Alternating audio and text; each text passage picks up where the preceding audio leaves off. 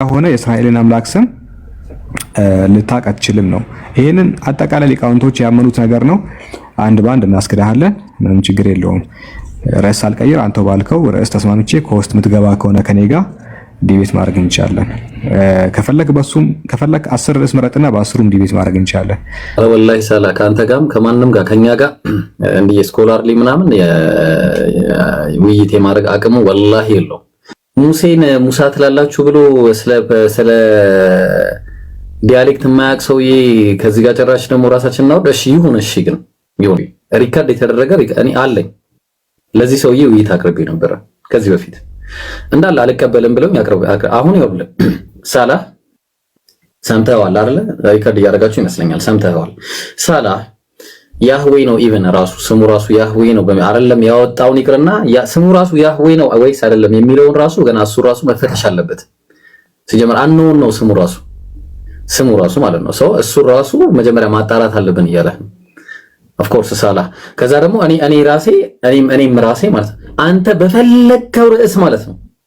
አንተ በፈለከው ርዕስ መግባት እችላለሁ። አንተ በፈለከው ማለት ነው። ኮስት ያው ሳላም ይገባል፣ እኔም እገባለሁ። ግን አትመጣም። የሚገርመው ነገር አትመጣም። ምክንያቱም ሙስሊም ፊት የመቆም አቅም የለህም። በቃ እኔ እነግርሃለሁ 100% ሹሮኝ እነግርሃለሁ።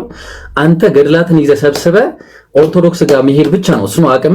እዛው ራስህን ችለህ እዛ እንደምትሰራ ነው በቃ እንዳማረ በዛ ብትሰራ ነው እንደው የሚሻል። በእርግጠኝነት ተዋርደህ ትልቅ የዞን መፍሬት ወቅት ትቀመጣለህ።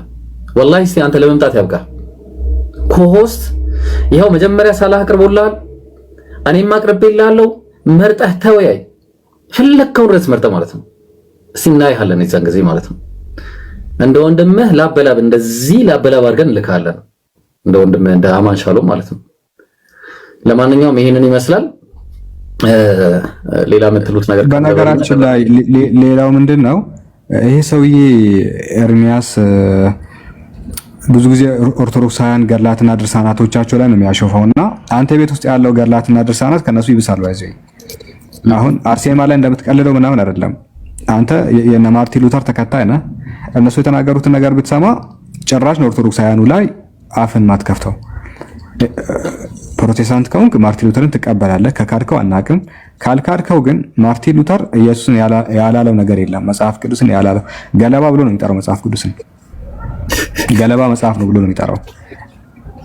ኢየሱስ ክርስቶስ 3 ጊዜ ዝሙት ሰርቷል ብሎ ነው የሚያምነው። 3 ጊዜ፣ አንዴ ከመግደላዊት ማርያም ጋር ተኝተዋል፣ አንዴ ደግሞ ከዮሐንስ ወንጌል ምዕራፍ 8 ላይ ካለችው ተኝተዋል፣ አንዴ ደግሞ ውሃ ሊቀዳ ሄዶ ውሃ የምትቀዳ ሴት ጋር ተኝተዋል ብሎ ተናግሯል።